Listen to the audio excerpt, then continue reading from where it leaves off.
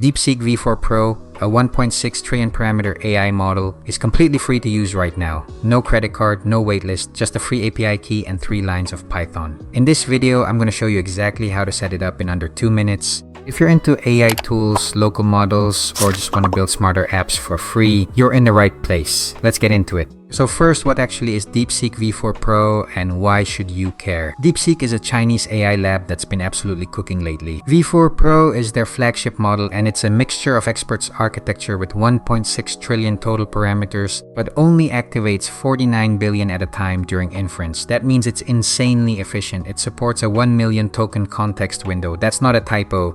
You could feed it entire codebases, books, or hours of transcripts and it handles it. It scores 97% on the needle in a haystack benchmark at the full 1M token length. And here's the wild part, it was trained without NVIDIA GPUs. Yet NVIDIA is now hosting it for free. The open source AI war is getting spicy. Let's set this up.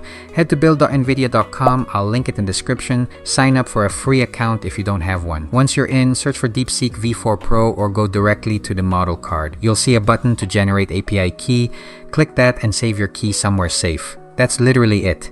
You now have access to a 1.6 trillion parameter model for free. Now let me show you how to call it. The beautiful thing is it uses the openai SDK. So if you've ever used GPT-4, this is identical. A couple of things to note here. You can set stream to true to get real-time token output, which is great for chat interfaces. And check out this extra body parameter. You can toggle thinking mode on or off. Set it to true if you want the model to reason step by step like an O1 model. Max tokens goes up to 16,384 here on the free tier, which is still plenty for most use cases. Now let's run this. The prompt is explain quantum computing simply. Because we have set the stream to true, the response is not coming all at once.